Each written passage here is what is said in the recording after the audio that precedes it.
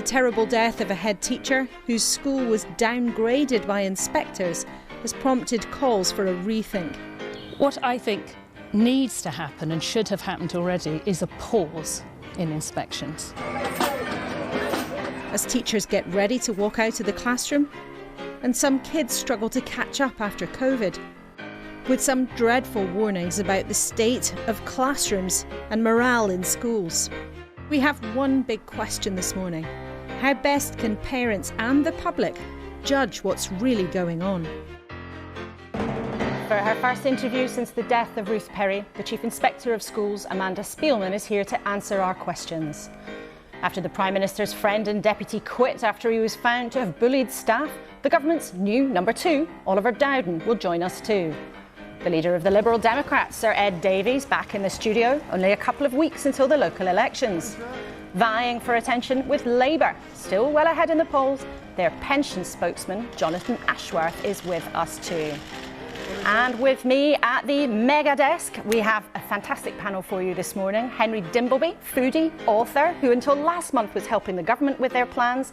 Lorna Hughes, the editor of Scotland's Sunday Mail, that's made the running on a series of important stories about the SNP. And the voice of thousands of teachers and critic of Ofsted, Mary Bousted, from the National Education Union.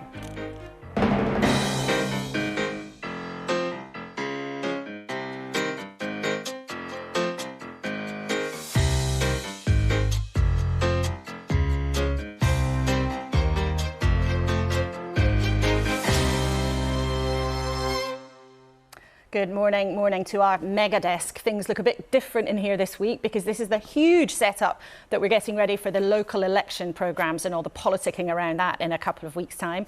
And you're joining us on BBC Two because of all of those impressive souls who are getting pounding on London's pavements on the marathon over on BBC One. But thrilled you're with us here on Two.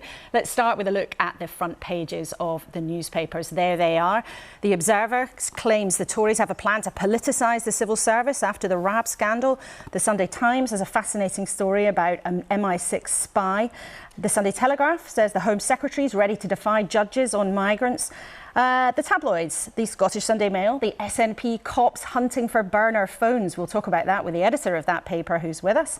And the Mirror with some details of Boris Johnson having another lavish £4,000 a night holiday, they claim.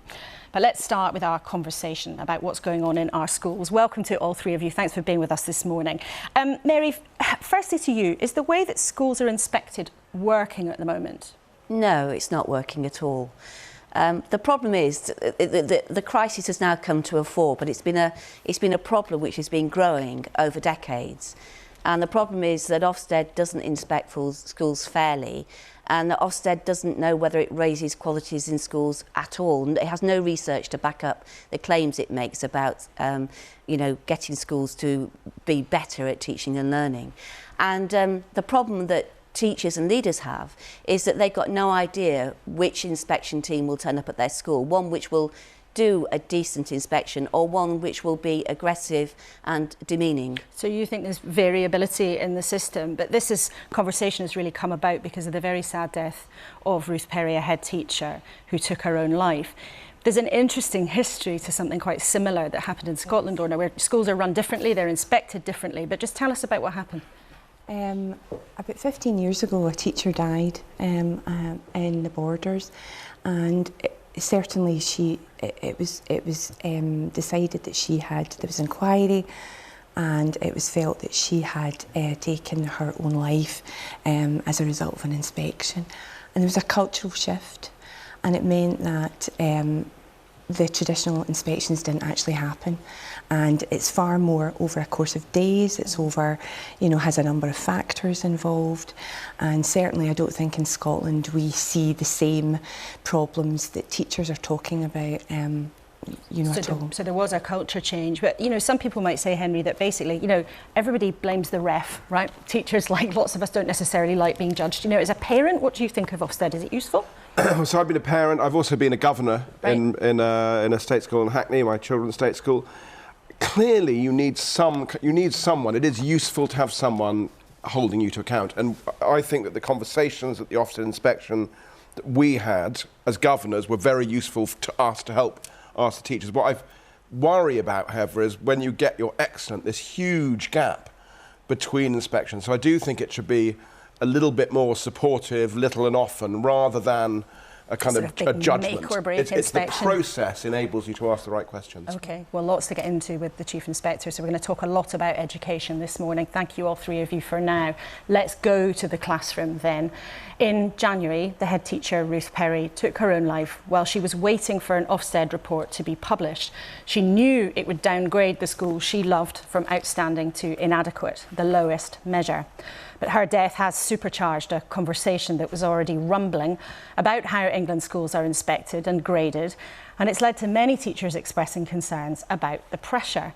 Now, this week, Ofsted said it was going to make some changes in particular elements of their inspections after Ruth's death, but her family has clearly laid the blame for what happened at Ofsted's door, and they're calling for a halt to all inspections. There is no doubt in my family's mind at all that Ruth killed herself because of that Ofsted inspection. She was fine beforehand. She was not fine during and after it. So it is a potentially dangerous system. Now, to be clear, no one can know exactly what was going on in Ruth Perry's mind, but you hear how clear her family's conviction were about what was happening. Welcome to you, Amanda Spielman. You're the Chief Inspector for England's schools, and it's the first time that you've spoken since that terrible event. What is your response to the family's very clear view that the downgrade of the school played a part in her death? Well, first of all, Ruth Perry's death was clearly a tragic event. It's something that I and my colleagues at Ofsted feel very deeply. And of course, we have the most profound sympathy for her family and for all the Caversham school community. Of course, there'll be a coroner's inquest, I hope in the not too distant future, and we will be fully cooperating with that, sharing everything that we have from the inspection. But do you think that the inspection came to the right conclusion? I do. I think the findings were secure, and I think the inspection team worked with the professionalism and sensitivity that I would expect from our inspectors. Have you any concerns at all about what happened during that inspection when her school went from outstanding to inadequate? From what I've seen, I don't have any reason to doubt the inspection. Inspection is a sensitive process. We are there looking for children, looking for whether education is right for children, looking at whether protecting children's welfare is happening the way it should. Sometimes that can mean we have very difficult, very sensitive conversations in an inspection. Our inspectors are trained, prepared, they've all worked in schools themselves. They really understand what it feels like at the receiving end. We've taken a look at the report into Caversham, as you would expect, and we can show the summary to our viewers this morning. Now, it was marked good on the quality of education, good on behaviour, good on personal development, inadequate on leadership, good on early years provision. And if you look further into the report, there's some quotes there. Pupils enjoy coming to this welcoming and vibrant school. Relationships between staff are warm and supportive. And when you look at that and you read the report in full and you listen to the outpouring of concern there's been in that community and terrible sadness, can't you help but conclude that to judge a school with one blunt word, inadequate, is too blunt a system? So first of all, it's really important for people to understand that we do look at safeguarding as well as all the aspects of quality of education. We look at behaviour, we look at personal development, we look at leadership and management. But there are times when failures in safeguarding can be sufficiently serious that alone can bring an overall judgment down. We actually make a number of judgments in an inspection. We make 4 key judgments plus a judgment of the effectiveness of safeguarding. Yes, they are synthesised into an overall judgment. That's partly to help parents. We know that parents like the clarity and simplicity of the model.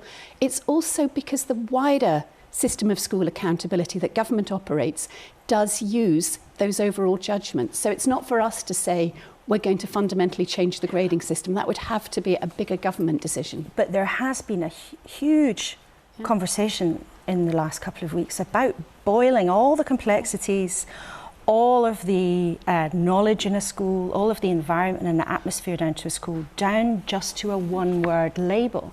And you say there that parents want it, but we have been inundated with emails from our viewers about this subject.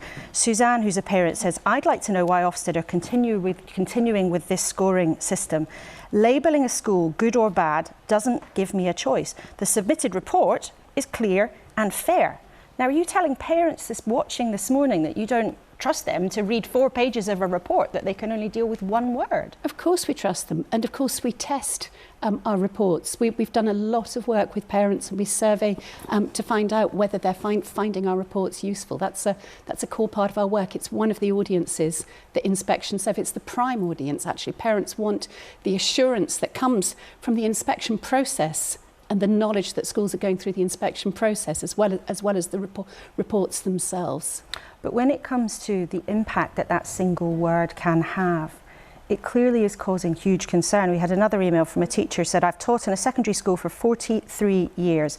To label a school with a single word based on 2 days is far too simplistic. And this teacher asks, I would like to know how many years teaching experience you have that gives you confidence to say this is the best way of doing things. Every inspector has many years of experience. Every inspector has been a school leader. Every inspector understands what it's like at the receiving end.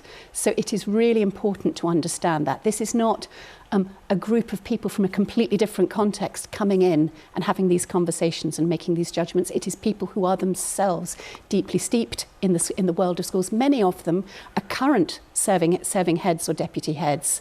Our inspection model draws on the sector. So it's really important for people to understand inspectors aren't beings from another planet. They are absolutely human beings understanding those sensitivities and difficult issues. But do you think then that nothing's going wrong? I think inspection has a tough job to do. There are many people who are sort of profoundly opposed to the wider system of accountability, who would like something very different. It's essentially a political debate about the right way to run the school system overall. You must have a view as the Chief Inspector of Schools, and on that particular issue of the one word, you said that it was Minister's decision as to whether or not they would stick with that system. But with your experience of running the organisation, and I know you're standing down towards the end of this year, so with your experience, actually, would it be better to say, let's just get rid of that label, give parents the 4-page report, do the job essentially in exactly the same way, but just get rid of that one word which can cause such distress and upset? And you know what happens when a school's rated inadequate. Sometimes people lose their jobs. Sometimes teachers leave. There are two different questions actually rolled up in that. One is about the judgments themselves, and one is about the wording. My own view is this: that if we changed simply the wording of the judgments and that the same judgments were there but with a different label on them, in 3 or 6 or 9 months' time, people would be saying it's not about the precise wording, it's about what they signify. So I think it is really important to concentrate on what they signify. But every judgment in the system has a use at the moment. They are used for, not just for parents but also for government, both in allocating support and in deciding where interventions are necessary. So it would have to be a bigger, wider reform of the education system to do that. We have designed the inspection model and the set of judgments to fit the education system as it's currently conceived. It would be possible to run the whole school system differently, and you might design inspection differently for that. But for the system as it stands today, we've designed a solid model. Do you think it is an effective model, though? I mean, academics have looked at 10 years of Ofsted inspections, and once they'd taken into account children's backgrounds, they basically found no detectable difference. That was the academics' phrase: no detectable difference between good, requires improvement, and inadequate. So what evidence do you have that it's actually working? We've got 30 years of Ofsted in action. We've been doing our job thoroughly and carefully, and that it may be contributing to there being relatively little between school variation in this country compared to some others. We recently restarted inspecting the schools that had been judged outstanding many years ago, and an exemption was put in place for schools with an outstanding judgment back in 2010. So some of those schools went 10, 15, almost 15 years without inspection. And was that a mistake? I do believe it was a mistake, and the profile of judgments we're seeing coming out of those re-inspections shows that many of those schools are no longer coming out as outstanding. That indeed is what we believe happened at Caversham Primary, Ruth Perry's school. But just before we move on to some wider issues, her family say that you haven't been in contact with them, and they've found that difficult. Are you going to speak to Ruth Perry's family? Of course, we'd be more than happy to speak to them if they would like to. We haven't wanted to intrude on their grief. We haven't had any approach, but we haven't ignored anything, and would happily speak to them. And will you then? I mean, why haven't you reached out so far? Well, it's a delicate balance when you have a grieving family, whether to intrude on that or not. But as I say, we're absolutely open to doing that. Okay, because they've said publicly they haven't heard from you, and actually we've also spoken to her sister here at the BBC, and she's expressed a desire to have contact from you.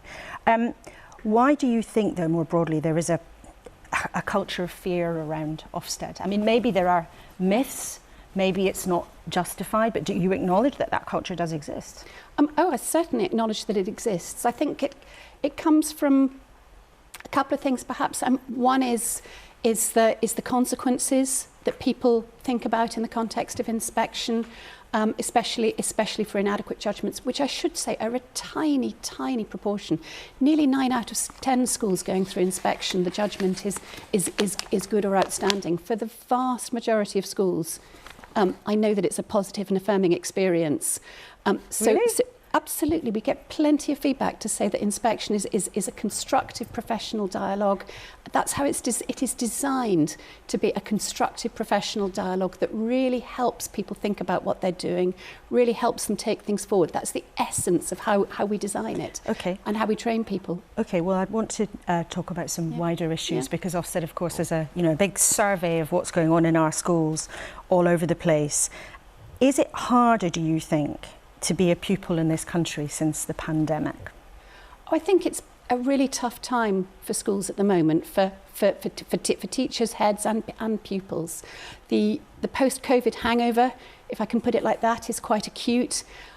We've got all the different post-COVID problems. During COVID, schools did do a fantastic job. Coming back, they've got pupils not just with sort of academic catch-up needs, but also with greater mental health difficulties, with more special educational needs. Behaviour is challenging, socialisation's delayed. So it's a really hard time to manage a school, especially when the external services that you need more of sometimes aren't even fully back on stream. So it's a tough time out there. It's been very, very striking, in fact, in the last couple of days. We've heard from lots of teachers, we've heard from lots of parents. Do you think that this is a sector that is in a bad shape? I mean, do you worry about what's going on? Have you seen it like this before? I think there's a lot of unhappiness. Obviously, there are disputes with government about pay and funding. There's clearly a lot of bad feeling around. And when there is bad feeling around, Ofsted often becomes a sort of lightning rod through which the tensions and frustrations can be discharged. Do you think you're being unfairly blamed? I think it's really important to understand that there's a wider disagreement here between different factions about how schools should be run, how school accountability should work more broadly. We're just one part of that system. We're not the regulator. We don't make decisions about what happens to school. We are just the inspectorate going to look and see whether children are getting the experience they should in schools. But it's interesting because we've heard and read a lot of anxiety and also a lot of anger towards how Ofsted inspectors sometimes behave, a lot of anger with how the organisation operates.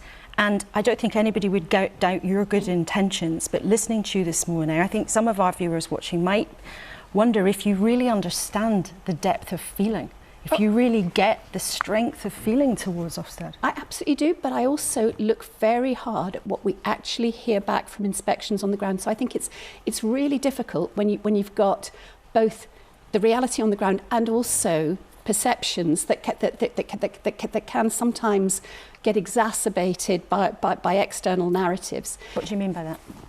If people hear about inspection but haven't actually experienced it, especially not experienced it in recent years, they may come to believe things that aren't actually true. So inspection, so Firstly, we had a big COVID suspension, so only there's quite a small proportion of schools that have been inspected since the pandemic began. That's quite a long while in many people's working lives. And also inspection only touches a small proportion of the people in the school, typically the most senior people. So you may make something that's a really constructive conversation, but there simply isn't the capacity in the system to go out and talk to meet every teacher, talk to every teacher. I wish there were, but we have to work within the constraints that are set. One of the things that many people are concerned about that's happened also since the pandemic is the rate of absences. Yes. Now, we know there's a significant increase. Some latest figures suggest there are 140,000 children, I believe in England alone, who were regularly, severely absent. Where are all these kids who are missing so much school? Well, firstly, it's clear that some children have fallen out of the system entirely, and it's really hard to know what's going on.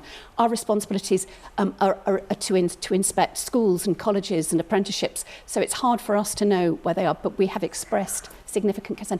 But there's also, within that, far more children who are attending some but not enough school. The children who 3 years ago were there sort of 9 days out of 10, and now they're 8 days out of 10. This is a really significant problem. It is significant, which is why we've been lost children have slipped through the net. Well, some of them are lost. More of them.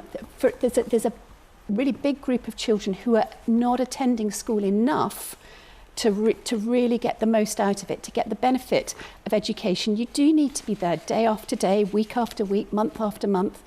It's a long-term business education. So doing everything that we can to make sure that children are in school regularly, to help schools maintain those relationships with families that help to get children there.